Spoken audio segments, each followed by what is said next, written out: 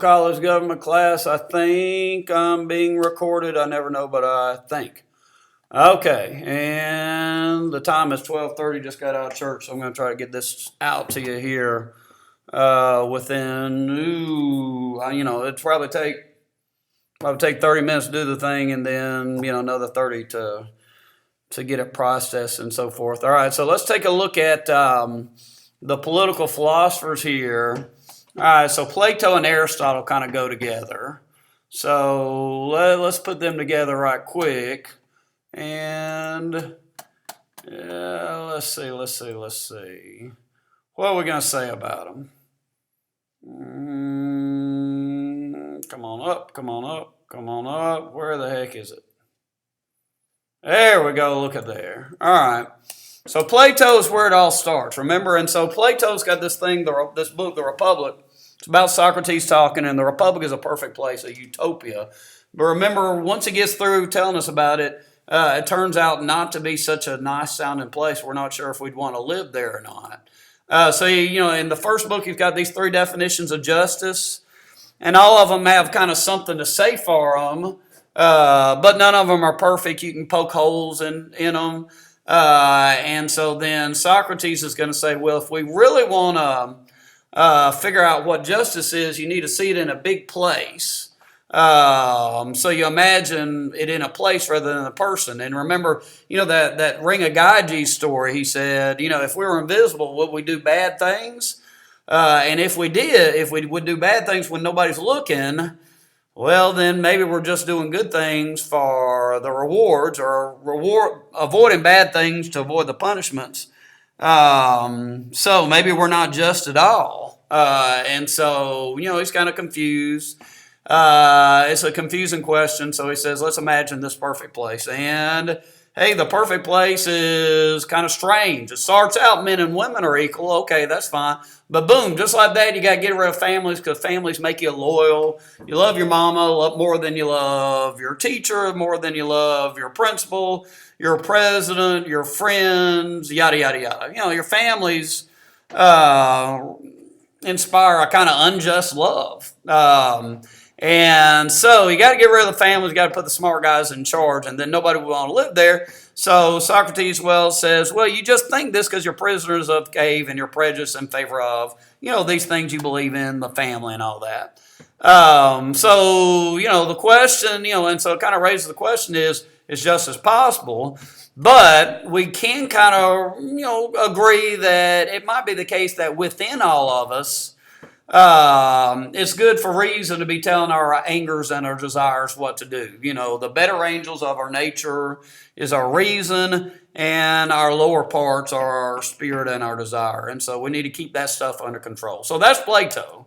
Aristotle's a lot more moderate. It's not going to encourage, he's not going to attack traditional values. And so he says, on all these political questions, you want to find the golden mean. And a lot of times on these issues, I'm kind of looking for the mean between the extreme on the left on the right. And you don't really attack people's values. Try to be careful about that. And so I'm a big fan of Aristotle. Okay, so then, and we kind of looked at some examples there. But go back to the review sheet.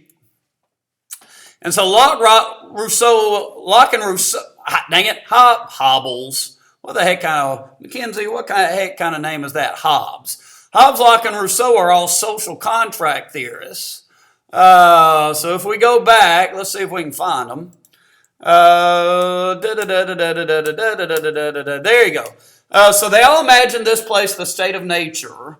And then the state of nature is kind of the again, it's kind of statecraft equals soulcraft. Their view of the state of nature matches their view of human nature. So Hobbes says deep down we all may be murderers. And so the state of nature would be like The Purge, or, what's the name of that dang book? Lord of the Flies. And if there's no government, hey, we'd all be killing each other. We'd all be turning on each other. So any government to do, you obey any government. A bad government is way better than no government. So For Hobbes, the social contract, you obey government because it keeps you alive, even if it's a bad government like Saddam Hussein there. Okay, so Locke comes along and said, no, we're not that bad. So since we're not that bad, the state of nature without any rules is not that bad. We're probably not killing each other. We're probably stealing from each other. So you got to look out for your property. So government's job is to protect life, liberty, and property. But you obey a government if it protects your natural rights. And so government is based on the consent of the governed. So the American Revolution, Declaration of Independence, very much John Locke, Lockean in their thinking. Washington's crossed the Delaware there because King George and Parliament are tyrannical. They're unjust. And Washington and Jefferson and the founders are saying, we'd be better off with no government and all than this dang British government. All right, and so then finally you got Rousseau who says, animals are kind of better than we are. You know, they're not petty and jealous all the time. So there's my dog Fraser, who, you know, is the most popular member of our family. And so if we were like Fraser the dog, we'd all be kind of nice and we wouldn't need all the rules. All right, so Rousseau says state of nature is full of noble savages who don't kill each other and exploit the environment and so forth. So you should only obey a government that does the will of the people. All right, so that movie Avatar, and then a movie I told you about called The Gods Must Be Crazy, is kind of a Rousseau approach to things. All right, and then finally the last one was Montesquieu, who says absolutely nothing about state of nature, doesn't say anything about human nature either. He just says, hey, if you want a government to work well, you need to split up the powers. You need some folks to be making the laws, some folks to be enforcing them, and some folks to be interpreting them. And so he's where we get the separation of powers that we find in the Constitution. Okay, boom. Let me take a breath. Let's go up here and see what's next. All right, so we're looking at the founding period next. All right, so let's go up here. See if we can find it. We're going to skip some of these other theorists. I'm not sure if we did them or not. Okay, so hey, remember you got the law. So the first law that led to the American Revolution. So the first one was not a tax. Said you couldn't move west of the Appalachians where Indians were waiting to fight, and the Parliament couldn't afford to protect us with soldiers. Then the first tax kind of thing is the Sugar Act. The big one is the Stamp Act, which was a tax on paper, and the Sons of Liberty didn't like it. That's where you get the, they're harassing the tax agents. They're boycotting British goods. So there's where you get the taxation without representation phrase. So what? Britain backs down. They declare they can tax us if they want to. So you got the Townsend Acts, tax on glass, lead, paper, paint, and tea. Remember that? Glass, lead, paper, paint, and tea. And then the next law is the Tea Act. They kept the tea tax, but the next law is the Tea Act, which is a monopoly on a tea monopoly for this British tea company, and we wouldn't buy their tea. Then we dumped it overboard, so that's the Boston Tea Party. So they closed down the ports and the colonial governments. That's the Intolerable Acts, which led to the shot heard around the world. At Lexington, they were coming to get the guns at Concord. The Declaration of Independence comes out of that. All right. So really not a lot of Declaration of Independence. I don't know that I have a lot of Declaration of Independence stuff. Look at there. So Declaration of Independence, let's take a look. Yeah, so Declaration of Independence is a social contract. You know, the famous part of it is the second paragraph where he says, we hold these truths to be self-evident that all men are created equal. And then, let's make a dang, you want to make a dang slide there? Let's do it. Shall we? All right, let's go right here. So we'll go right here. Let's go with a slide. Will that work? And so Declaration of Independence. You can't type, Mackenzie. Try that again. Declaration of I'm gonna, okay. So 2 parts. Social contract. Paragraph 2. Oh, excuse me. My wife tells me I need to learn to sneeze quieter. All right, so the first part of it is the famous second paragraph. You know, rights and consent of the governed and the right to revolt. All right, how's that go? We hold these truths to be self-evident, all men created equal. They're endowed by the Creator with rights of life, liberty, pursuit of happiness. That governments are instituted among men to secure these rights. That's the purpose. Deriving their powers from the consent of the governed, and if the government doesn't do what it's supposed to, the people have the right to revolt. So that's the second paragraph. And then all the rest of it says he has. That's King George. Screwed up. He hadn't protected our rights. So we revolt. So it's got big words in it, but I mean, it's just really, really simple in the structure. It lays out this theory of the government that is a social contract, and then says, hey, King George, the British government hadn't lived up to its end of the deal, so we've got the right to revolt, so we're going to do it. All right, let's go ahead and take a look at this just for a second. Our Constitution is going to set up a republic, not a democracy, where we're picking leaders, choosing leaders to make decisions for us, the kind of decisions we would make if we were thinking straight and we had time to think straight. So that's what the Constitution's doing. All right. Now I'm blowing my nose. That's pathetic, Mackenzie. All right, so take a look at that. So we're electing enlightened representatives to rule on our behalf.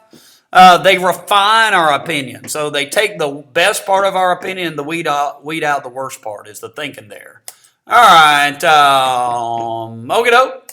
All right. So let's get to the Constitution. So there's the Articles of Confederation. So it's next. Is that true? Let's take a look at the review sheet. Yeah.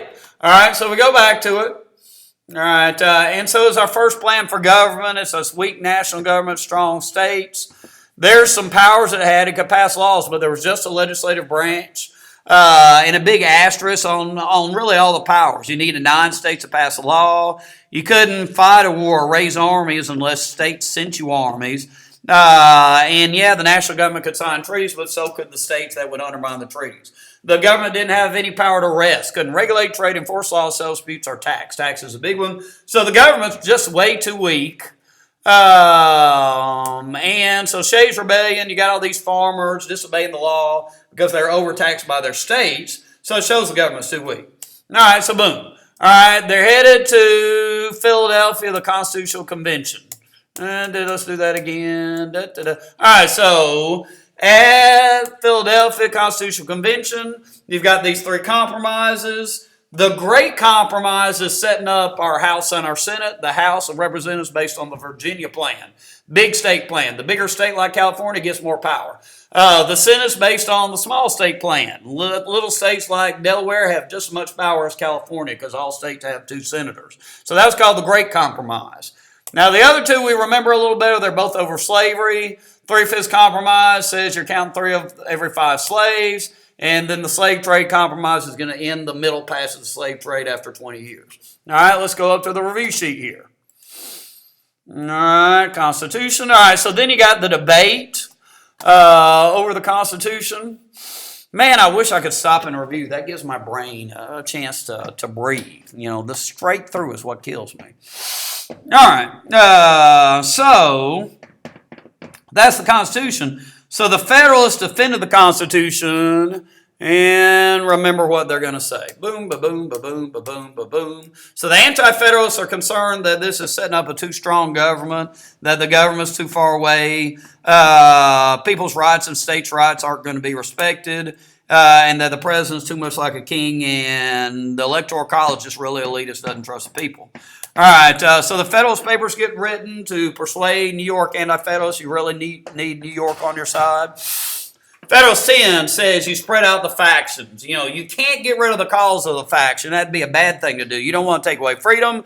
You can't make everybody the same. Remember, there's the gold dress. No, it's the blue dress. No, it's the gold dress. No, it's the blue dress. We're not lying when we argue about this. It's just the way it appears to each other. All right, but a big government spreads out these factions, and so nobody's going to dominate. All right, and then you got Federalist 51 with that famous line, hey, it's going to be a strong enough government because we're not angels, But you're going to have the internal controls on government. The impeachment is an internal control on our leaders if our leaders turn out to be not be angels. Or the elections are the external controls on our government if we don't think they're doing a good job. Okay, so there's the Federalist Papers. Boom, then you got federalism. Let's take a look. I think federalism's next.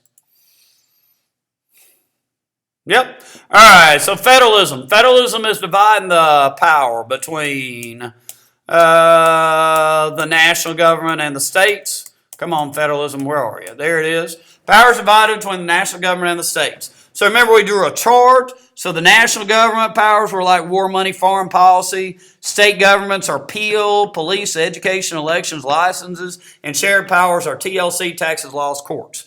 All right, and then, let's keep going. Come on, federalism, where are you, baby? All right, so we're going, right.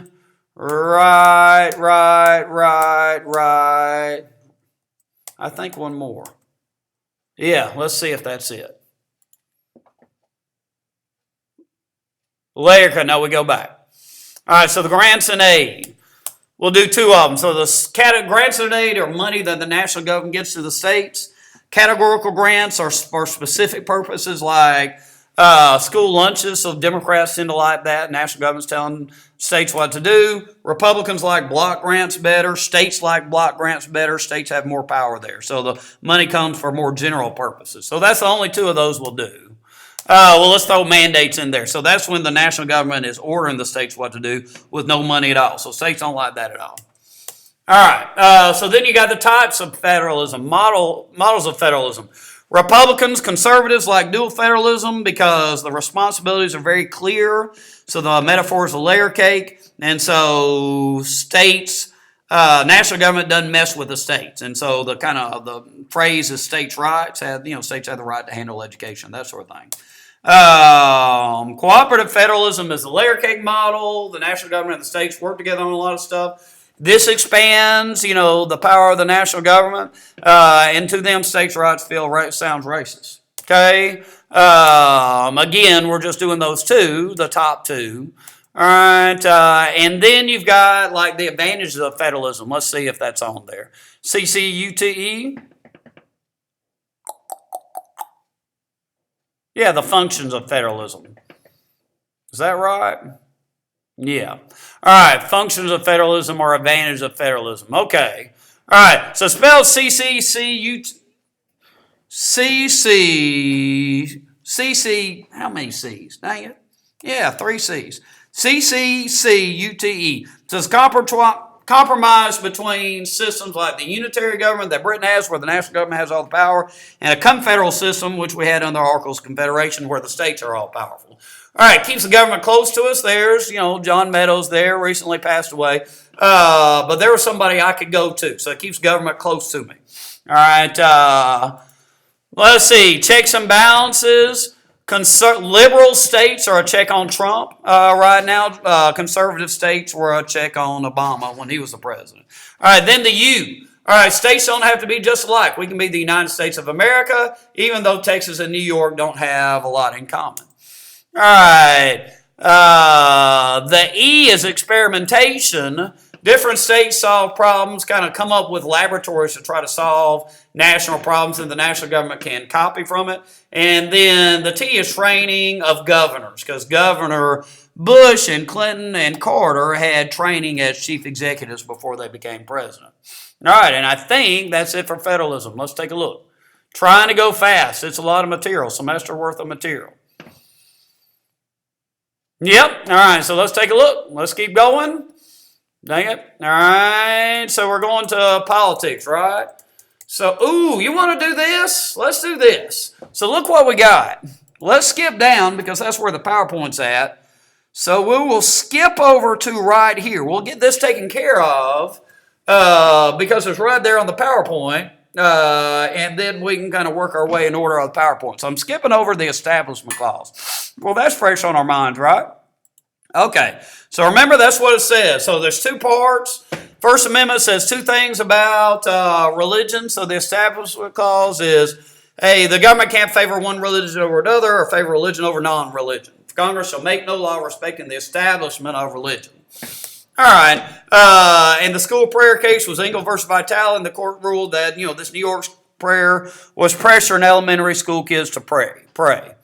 All right, so there's the lemon test cheerleader story, LFO cheerleaders. Let's see if the lemon test is on there. Yep, there it is. All right, and so the 3 parts of the lemon test are government-sponsored activity, paid for with taxpayer money. Got to have a secular purpose, non-religious purpose, no excessive entanglements with religion, neither encourage nor discourage religion. All right, let's see. All right, so the cheerleader sign passed the first one, but not the next 2. Okay, so then, we pointed out there's some inconsistencies. We say one nation under God. At inaugurations, we have prayers. It says, in God we trust on these coins. And then we talk about the faith of the founders. All right, so then the next part is the free exercise clause. All right, so you can worship where you want. So Congress shall make no law prohibiting the free exercise of religion. You can worship where and how you want, as long as what you're doing inside church is also legal outside church. So, faith healing, hey, that's legal. It's legal to pass out. So faith healing is legal. Killing chickens is legal. Refusing to go to war, if you can persuade the government that your faith reason for doing it is legal. And then that really interesting one, hey, Wisconsin kids can drop out because the Amish church is kind of an endangered church. All right, worshipers can't smoke illegal, do drugs. They can't marry multiple wives. And Muhammad Ali, a boxer, somebody whose job was pretty violent, couldn't really persuade the draft board that he was actually nonviolent.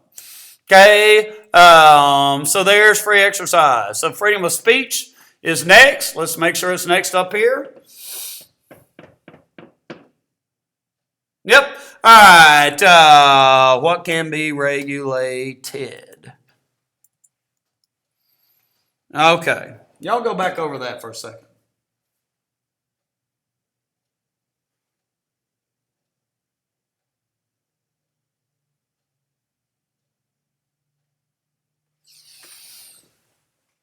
Okay. Let's see. What do we got? So we're going to freedom of speech, right? So that's the test of freedom of speech, clear and present danger. So you go over there. You can't say something's going to hurt somebody. So Shank was saying dodge the draft. Well, that's going to hurt soldiers fighting over there. So that's a clear and present danger. Today you can't say fire in a theater. You can't say bomb on a plane. That's going to get somebody hurt. You can't say go whack that guy. And so it's important because it's important for the protection of other rights. We need to speak out. We've got an internal need to say what's on our mind. And then the best ideas only win out if they can be expressed. Society benefits from the phrase, I have a dream. Okay, let me see. The sheet. So I think next is freedom of assembly. Is that right? Yeah. So what can be regulated? Time, place, conditions. All right. So then you got symbolic speech. So flag burning's allowed because they're saying something. All right. So there's time, place, conditions. So it can't be a rush hour. Can't be in somebody's yard. Can't be right outside the window of the school. It's going to distract everybody. You got to have police with you so that nobody gets hurt, but you can't regulate content. So that means Nazis are allowed to march. The Klan's allowed to march. African-American policemen there are, escorting the Klan marchers. You can't regulate content. Okay, freedom of the press, libel and slander. Libel is printing something. Slander is saying something. It's hard to prove. It's got a lot harm their reputation. So I can't, claim that y'all are all actually from Wisconsin, knowing that you're not. That doesn't really hurt your reputation that you're from Wisconsin. I'm not getting in trouble for saying that about you. All All right, but if you're a public figure and I'm claiming you're cheating on your spouse or something, I can get in trouble if I know it's false. But the problem is it's hard to prove that the person knows that it's false. All right. Also, prior restraint, you can't prevent publication of something beforehand. Officials can sue them if they know it's false after they do it, but you can't prevent it beforehand. Okay. Prior restraint. All right, so then, boom, we're on abortion, just like that. Okay, so let's go down here. So we're skipping some stuff. All right, so there it is. So we back up just for a second. Remember we said the 14th Amendment applies the Bill of Rights to the states. So thanks to the 14th Amendment, the court has ruled that the 3rd, the 4th, the 9th, and the 14th apply to states concerning privacy. All right, so the Griswold case is privacy. So we all agreed that married couples have the right not to have any more kids. They can use birth control. And so the court used that reasoning to protect the right to an abortion from states starting with Texas. So it's based on the right to privacy. Now, still, we kind of agreed. So, I mean, we read about the unconscious violinist and we got the emotion out of it. Still kind of agree. The whole thing comes down to, in a lot of ways, at least the court decision comes down to the notion of, is a fetus a person? Because you don't have the right to invite a bunch of people over to your house, leave the house, blow the house up, and kill them all. And then when the police come, say, hey, it's my private property, so I can kill people on my private property. So the court's reasoning seems to ride on whether or not a fetus is a person. Now, the violinist argument was that, hey, maybe even if there's a person involved, you don't have an obligation to keep them alive as opposed to pulling out a gun and shooting them.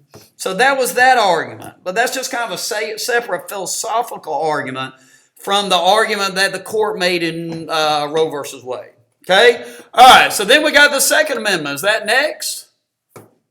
Okay, so there it is. All right. So, we pointed out that Reagan has been, and there's my pro-life argument. It looks like an elephant. All right, so we go on down here. We got that one, self-incrimination, no double jeopardy, the Fifth Amendment. So that stuff was interesting. Got, the OJ trial in there. Boom, ba-boom, ba-boom, ba-boom. Didn't have time for the death penalty. All right, so there's what the Second Amendment said. And so then when you look at the Second Amendment, the question is, does it provide to individuals? What kind of weapons does it apply to? All right, well, in the 30s, the Supreme Court said it applied to sawed-off shotguns, that the government had the right to outlaw sawed-off shotguns, because that's all about the mafia, not about going hunting, not about protecting yourself. All right, so Reagan was for gun control when he was the governor. Then he was against gun control when he was the president. Let's put that in there. Pro guns. We'll just put a pro-gun president. And then he was in favor of this type of gun control after being president. So, we want to take a breath when it comes to gun control. We want to take a breath when it comes to abortion. I want to take a breath when it comes to immigration, because we do have strong passions on these things, but we see politics plays a role, context plays a role. All right, and then we say, okay, what's the court said? All right, and so the court says, yeah, it applies to individuals, and yeah, it protects the right to a handgun. DC's ban on handguns was unconstitutional. Had to breathe there, sorry. Sometimes I'll talk so much, I'll forget to breathe, and I feel like I'm going to pass out because I forget to breathe. So I had to take a breath so I didn't pass out. That would make for a long and boring recording here if I passed out in the middle of it and it was just endless. Then I send it to you.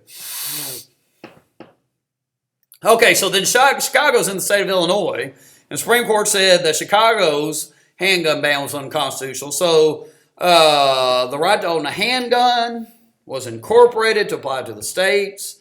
So now what's up in there is assault rifles, repeating stuff, AR, stuff you can shoot real fast. And as Will points out to us, different kinds of guns shoot real fast and yada yada. And so it's complicated. Okay, so that's where things are. All right. Okay, so look at there. That takes care of the recent stuff and kind of quickly. Okay, so now let's go.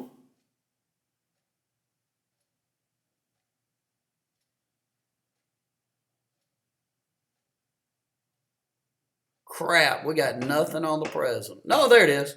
There it is. There's the president. All right, so let's go to politics, then we go to the president. All right.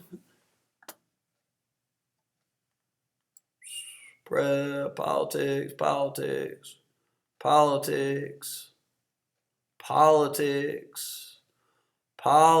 I saw it. Where'd it go? There it is. All right, so we all kind of know the difference between Democrats and Republicans. So the next thing who supports what? Is that right? Constituencies, yep. So there it is. 7 for the Democrats. We're not surprised by any of that. All right, 6 for the Republicans. We're not surprised by any of that. And some of these groups are stronger supporters than others, but these are all pretty reliable. Okay. And so then the question is, where does it come from? It comes from our parents. All right. Okay. And so socialization is a process where you get it. So you get it from your parents. You also get it from school. But, my job is not to make you a Democrat or Republican, but to make you, think a little deeper about it and be patriotic, love your country. All right, maybe hate the other party a little bit less. That's a good thing. Hey, your college professors, a lot of them are going to be liberals, unless they're like engineering and math teachers. All right, once upon a time, religion was a liberal thing. Most of the great liberals in our history were religious. The abolitionists, the civil rights leaders. Starting in the 70s and 80s, religious influence among whites moved to the right, became more conservative. Okay. Catholics, on the other hand, tend to be Jewish people tend to be liberal, and Catholics tend to be populist. So the Catholic vote's really a swing vote. All right, let's see what we got.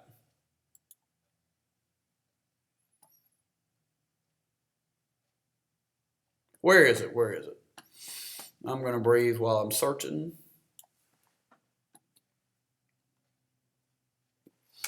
Okay, so then we're looking at like election stuff. All right, so let's go right here. Let's go. We may be going straight down. I don't know.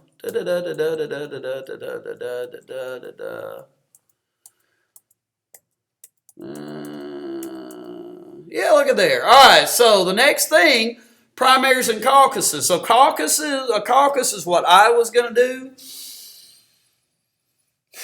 It's going to be at the end of January, early February. That's where you get in corners and you kind of persuade each other, more participatory. And then primaries is states. Georgia's going to have a primary. You just go and vote. All right, a closed one like Florida has, you got to be a party member, which doesn't allow for rating. Georgia's an open one, independent. In a Georgia primary, anybody can vote. That means independents, which make up 40. There's more independents than there are Democrats and Republicans. So independents want to be able to vote in primaries. All right. So New Hampshire primary is the first primary. That'd be in early February. All right. Some polls showing Mayor Pete Buttigieg ahead in both the Iowa caucus polls and New Hampshire primary. All right, these folks, both of these things attract folks who are pretty hardcore left or right. Okay, moderates tend to not keep up and tend to not vote in these things. All right, so then you're going to have the Electoral College next. So let's see if we can. Boom, boom, boom, boom. No, you got to go down below that. We didn't cover this stuff, I don't believe. Didn't do debates. Didn't have time for that. That's kind of neat. All right, come on.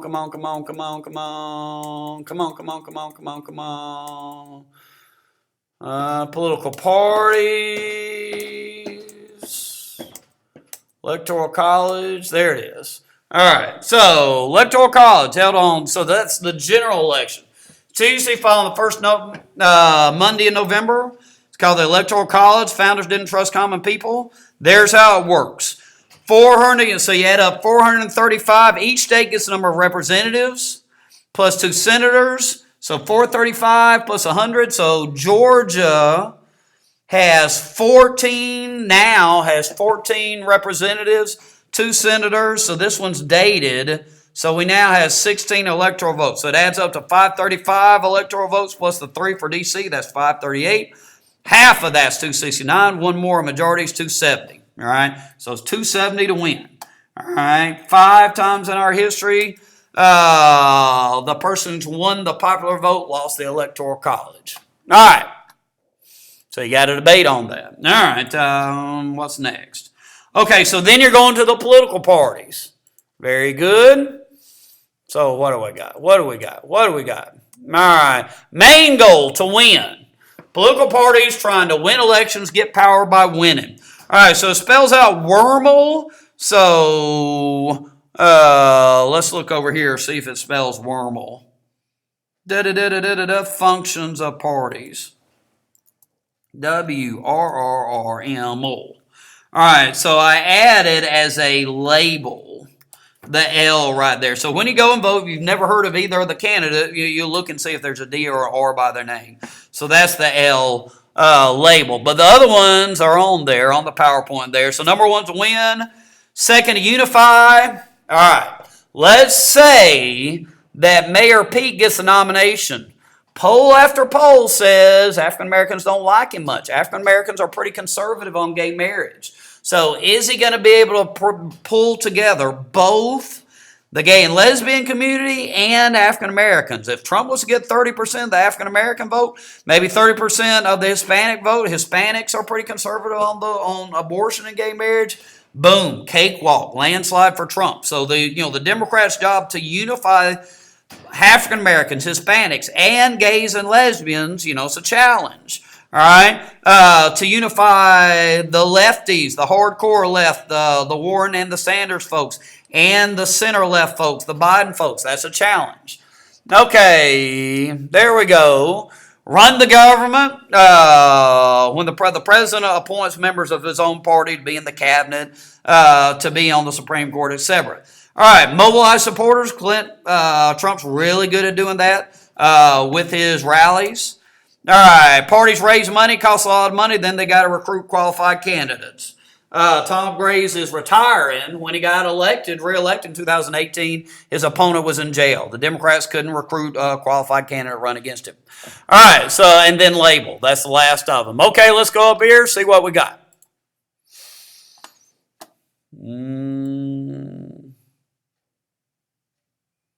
Third parties. Okay, so you're going to, do we have nothing on realignment? If we don't, we won't do it. Let's take a look. Yep. So we're skipping realignment there. That was kind of interesting. Remember, every 30 years, somebody else takes over. We're wondering if we're looking at a realignment now. We can't tell. All right, so the two-party system.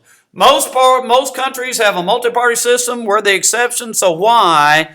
It's that Lion Kingdom video. All right, so number 1, so it's first past the post plurality, single member district. Whoever gets the most votes wins. So if people didn't like Tom Graves, which they did, they would need to unite behind one alternative. Okay? Okay. And if you get a third party, that's going to spoil it for the alternative, right? Okay, so in Europe, they use proportional representation, so third parties do better. You get 10% of the votes.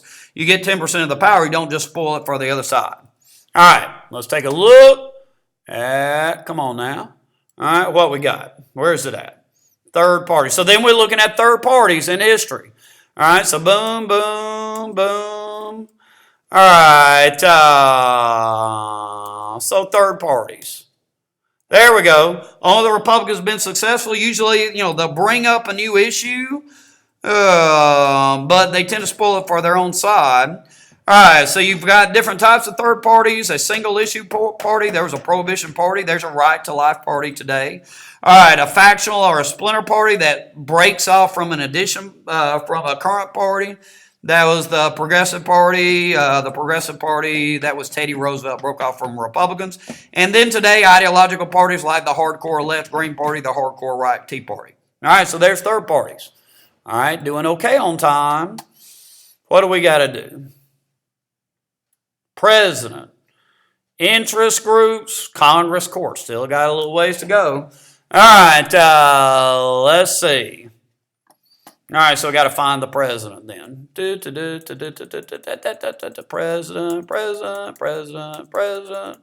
President, where you at, baby? Let's go. All that stuff interesting, we didn't get to it. Polls, that's neat and interesting, we didn't get to it. There's some media stuff. I think we did that. Boom! All right, so there we got the roles. There it is. All right, so let's go over here.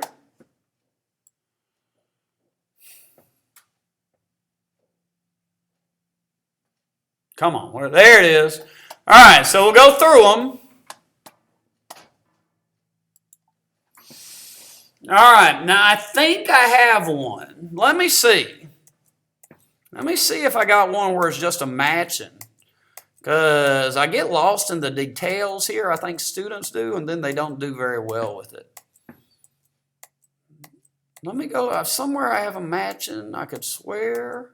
Boom, look at that. So it's 6. So match it up yourself. I'm going to take a breath and let you do it for a second.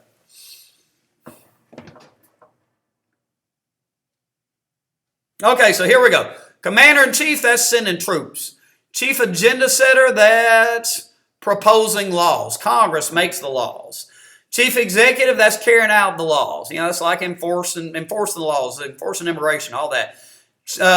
Chief of state, that's the ceremonial, throwing out the first pitch. All that. Representative of the nation, that's setting a good example. He's the face of the United States of America. Chief diplomat, that's going to other countries, making treaties. Party chief, that's, you know, do I have something? Helps or hurts the party. It's not on there, is it? So I'll put it.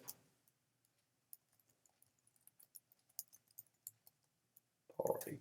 Remember, we said Obama was a great representative of the nation in a couple of senses. Number one, he's a good family man.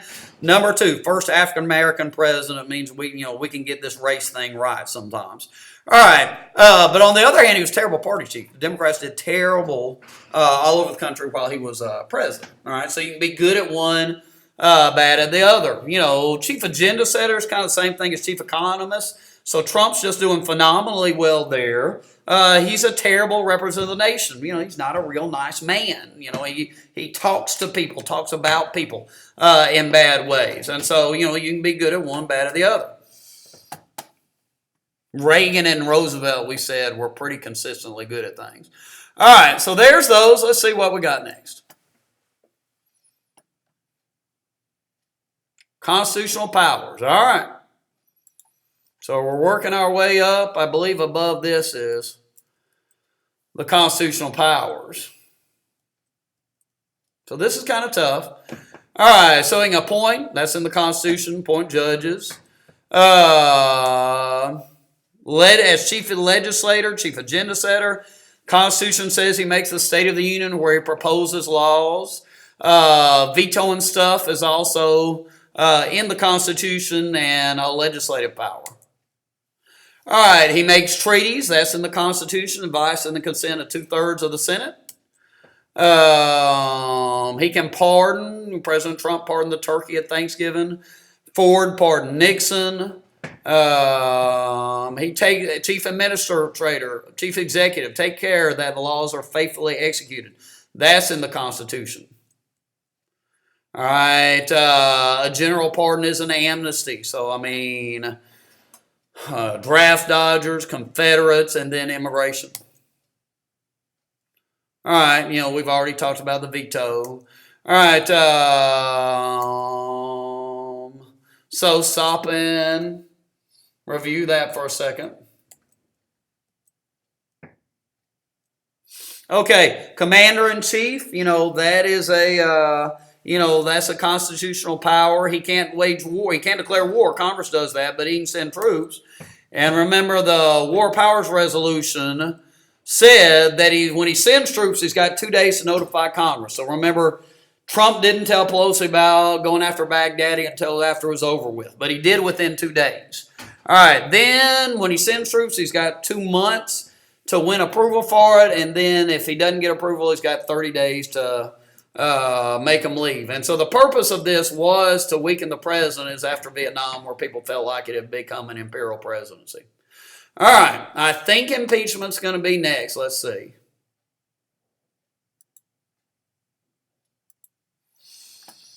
Constitutional powers. Yeah, impeachment. Now, I think we know this one pretty well. All right, so you know what he can be impeached for. Treason, bribery, high crimes, and misdemeanors. Boom, boom, boom. There it is. All right, president, vice president, all civil officers. All right, so you got 2 impeachments. It tends to be judges that get impeached more than presidents, because that's the only way you get rid of them. They got life terms. All right, so Johnson broke the Tenure of Office Act, came within a vote, 1 vote of being convicted. Clinton, perjury, obstruction of justice. Hey, Trump, it's abuse of power and obstruction of justice, so kind of a combination of Nixon and Clinton. All right, you had the censure option. They impeached, didn't come very close to convicting, which is what we're expecting with Trump. All right, Nixon, hey, with the Watergate, so boom, abuse of power. So those 2 of the 3 is what Trump's being charged with. All right, expecting a full House to vote this week. All right, it was clear that his own party was going to turn on him, so he resigned before he got impeached. All right, so there you go. All right, let's see what's left. Maybe nothing. That'd be good. What makes a president successful? All right, so we're going down here. We skipped some president stuff. I'm going to breathe while we do it.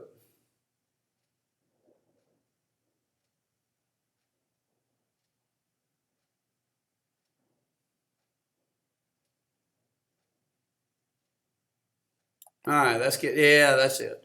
All right, so first theory of what makes a good president is his power to persuade. That's Neustadt.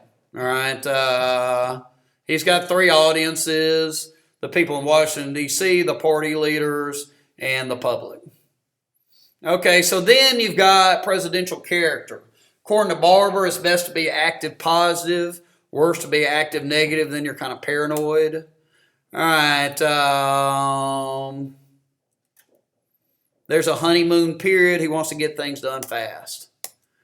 All right, and then it's easier to do foreign policy than domestic policy, according to Vildovsky, because you get to make foreign policy. You don't need Congress's help. In spite of that, there's been some presidents who struggle with foreign policy, most notably Johnson. Okay, so now we're on to Congress. All right, and I believe that brings us to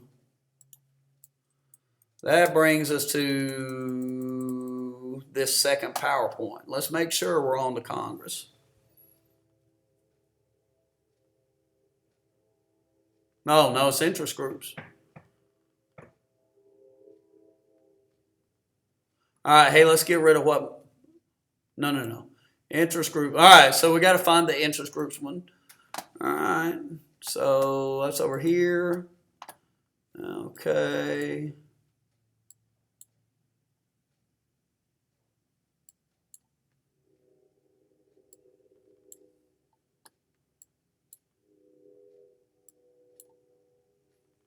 Getting close.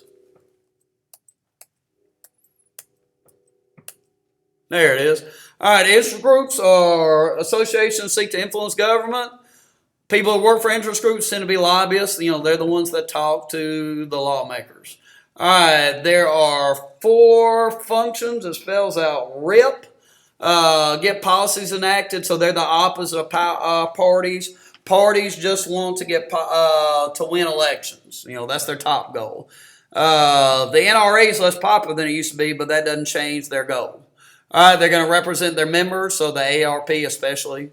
All right, provide information. They're experts that provide a way to participate. So in there an R, so the R's represent, and then the I is information, and then policies and participation. I need to change the order there so we can remember that. All right. Okay, let's see what we got next. Is it going to be the different groups? Yep. Okay, so let's go through them. Whoops. Okay, so big manufacturers is NAM, big business is Business Roundtable, small business is Chamber of Commerce, lawyers, labor is the AFL-CIO, the American Bar Association is lawyers, the American Medical Association is doctors, the NEA is teachers. The groups in society, NAACP is African Americans, women is NOW, mall deaf Latinos, old people like me, soon to be, AARP. You see that? I made 3 rhymes. All right, issue groups, the True Believers Christian Coalition, the NRA, the ACLU is the free speech group. All right, so I'm going to take a breath. Why don't you review that? Because that's a bunch of groups. That's 14 different groups. All right, and then let's see what the review sheet.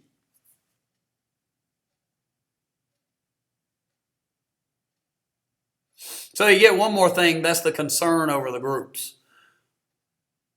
Dang it. Okay. So there's the story. And so the concern is here, well, I mean, here's the good. We'll start off with the good things. They're fighting for their cause and they get people involved. So that's good. And they're speaking, it provides a way to speak out. I mean, they've got a right to do what they're doing. All right, one more thing, a fourth good thing, pluralism. Federalist 10. Groups are balancing each other out. All right, the bad stuff, the best funded groups tend to be the most effective. So that was the thank you for smoking argument. Why do the tobacco companies have Nick working for him? Because they pay more than the homeless lobbyists do. All right, also they're not working for the public good, they're working for these narrow goods. Is what good for senior citizens? Good for America? Is what good for gun owners? Good for America? Is what's good for cigarette manufacturers? Good for America. All right. Also tends to drive up spending. So those are the concerns. All right. So go back over that. All right. And then I believe we're on to Congress. Are we not? Getting close. Yep. All right. Let's find Congress. All right.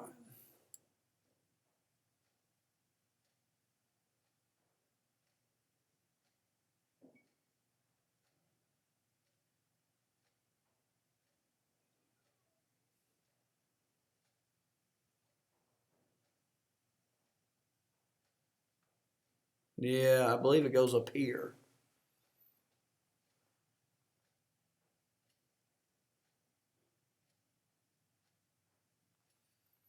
I'm just breathing, sorry.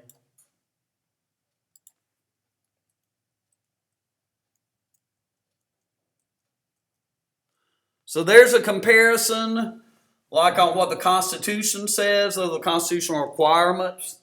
The House 435, you got to be 25 2-year term, 7 years a citizen, you got to live in the state. The Senate, there's 100 people, 30 years old requirement, 6-year term, 9 years a citizen, you got to reside in the state. Pause that if you need to. All right, the House is the people's branch. Remember, it's the cup where everything gets stirred up. More narrow outlook. It's not as big a deal to be a representative. There's more committees because there's more people. The Senate's more deliberative. So you can so think about that. The House is all fired up. They're impeaching the president. The Senate's saying, hold on now, let's calm down. Is this really impeachable? It may be an abuse of power to investigate your political opponents, get another country to do it, but is it impeachable abuse of power? Calm down. Let's think this through. All right, and it's a bigger deal. So it was Senator Hillary Clinton that ran for president, Senator Barack Obama, Senator John McCain, and so forth. All right, so there's the differences. All right, the Speaker's the leader of the House. She's got a lot of power. There's more people. The real leader of the Senate is the majority floor leader. That's Mitch McConnell. The Vice President, the President pro tempore are the constitutional leaders. All right. So there's how a bill becomes a law. So remember, it gets introduced. So it's going to committee, then to the subcommittee, HTDAV, then back to the committee, hearing, testimony, debate, amend, vote, then to the, let's fix that, Rules Committee, open, close, modify. See, modify. That's what Meadows was the chairman of. That's why he could stop anything if you could persuade him. You had power around here. If you persuade him, you could persuade him that state bills to hurt immigrants are bad, or education bills to do a multiplier are bad. Either way, you could convince him. If you can convince him, you can stop a bill. All right, House. You're not going to have a hearing, so just DAV. All right, in the Senate, introduce, committee, HTDAV, subcommittee, HTDAV, back to the committee, HTDAV, no rules committee, and you can have a filibuster, 60 folks to invoke cloture. All right, Senate DAV. All right, then it goes to the president. He can sign it, it's a law. Veto it, goes back to him. By the way, there's conference committee in the middle. Remember that one? If it's been amended a bunch of times, they change it to where it's the same bill. So then it goes to the president. Veto it, pocket veto it. All right, if he sign it. If it's a veto, it goes back to both. All right, 2/3 vote to override the veto. All right, let's look at the sheet.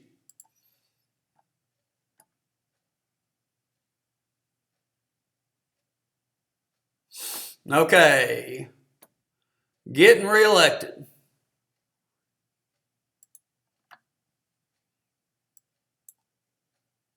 Boom! Look how I landed on that so quick. All right, so 90% incumbent reelection rate, even when we're mad. Okay, so name recognition. It's the name you know. You do favors for people, constituent service. Franking, all right, your name on the envelope. PAC money. PACs give money to incumbents. Credit claiming. If something goes well, you claim credit for it. Position taking. You make a speech even if you're not making a difference on it. Pork is the spending that comes home.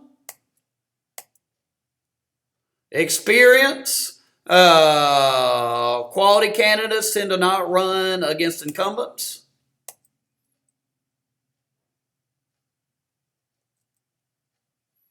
All right, and then the gerrymandering. All right, every 10 years you got to reapportion after the census. So then you have the redistricting, the redrawing of the district lines. They tend to be funky shapes. Gerrymandering helps the party in power. All right, so then the list, 2 with names, franking, name recognition, experience, credit claiming, 3 with P's, position taking, PAC money, pork money, and then the gerrymandering. Okay, incumbents lose their office because they take a controversial vote. So in other words, there's one House incumbent not voting for impeachment because he's in a swing district. Instead, he's going to switch and become a Republican. That's what it sounded like. So he's going to be a delegate. He's not going to take a vote that's going to ruin his political career. Whereas most Democrats are in safe seats where that are 75% Democrats, 75% liberal Democrats, so they're going to vote to impeach. All right. So scandals and tough issues. In a midterm, the president's party has a hard time. Okay, let's see what we got. All right, that's it. Okay, leadership. One more Congress thing. Then we got the courts.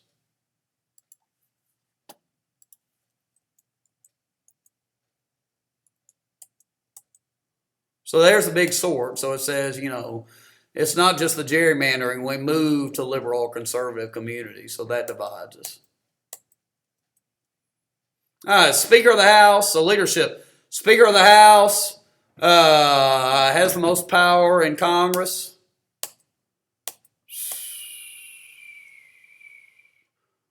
It's important to be a committee chairman. That's how you get power in Congress. Senate leadership, you know, the vice president breaks a tie and replaces the president. President pro tempore is really symbolic. So you got the floor leaders and the whips. Remember, the whips count votes.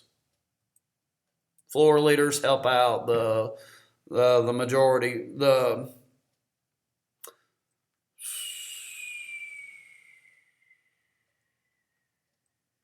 floor leader has the power. The whips count the votes. All right. So there's that. Committees. The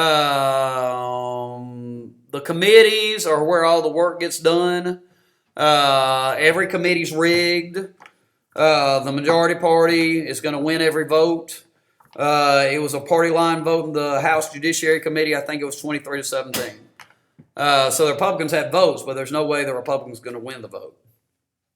The chairman of the committee is a member of the majority party.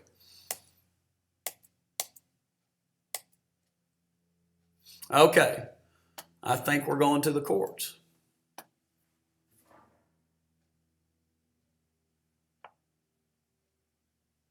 Yep. Okay, let's find the courts.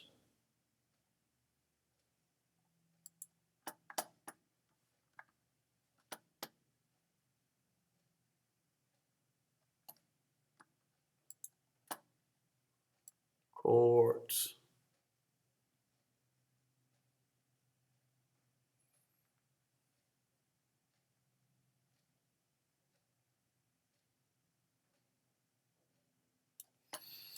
Okay, so it's short. Hamilton said it's not dangerous. There's not much to it. Didn't have judicial review. Okay. So then we'll look at jurisdiction for a second. Dang it. So you don't want to get bogged down in jurisdiction. But notice, jurisdiction of the federal courts is stuff not involving states. Because states would be unbiased. It wouldn't be biased. They'd be biased. They wouldn't be able to be unbiased. If Georgia and Alabama are suing each other over lake water, you know, it needs to be federal courts that handle it. All right, so then there's that dual court system. Mr. Vaughn told us about that. All right, again, federal cases, you know, states are not qualified for it, so that's jurisdiction. All right, let's go see what's next.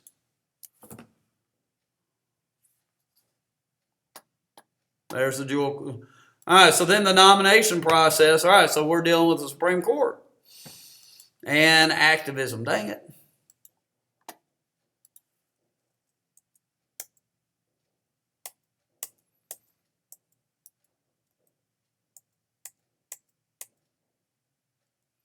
So there it is.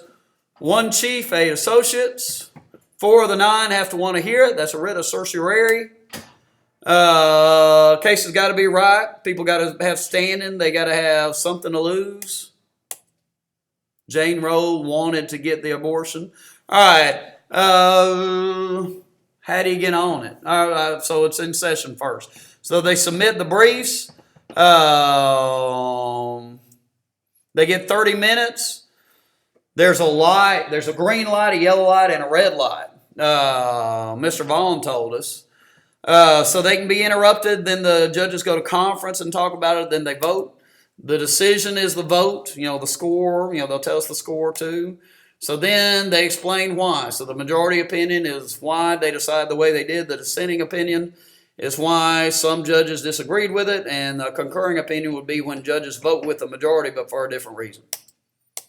Not going to get bogged down on that. All right, Chief Justice, most senior member, writes the opinions because they're going to be an example for everybody else. All right, so then the getting on the court. All right, nominated by the president, confirmed by the Senate. You know, we watched the film on Thomas. There's some mismatches. A lot of times judges end up being more liberal than the president who put them on there. Success rate is high, but every now and then you don't get the confirmation. I don't believe we did that one. All right, and so then we're going to the difference. Yep. All right, restraint. Court shouldn't be making the policy. This is conservative. Strict construction, just do what's in the Constitution. They're the originalists. Don't want to be making policy. Follow what the court's done in the past or states have done. Democracy. All right, activism. You got to stand up for fairness. There's Earl Warren, Brown versus Board of Education. A living Constitution. We the people didn't mean African Americans. We the people didn't mean women. So loose construction. All right, stand up for fairness even when the majority won't. Stand up for the tyranny of the majority, against the tyranny of the majority. So there's the values at stake. You know, both very legitimate concerns on both sides, I think. There it is. And there it is. And I think we're done. Let's see. I think I kept it under an hour. Maybe. Yep, but that's the whole thing. All right.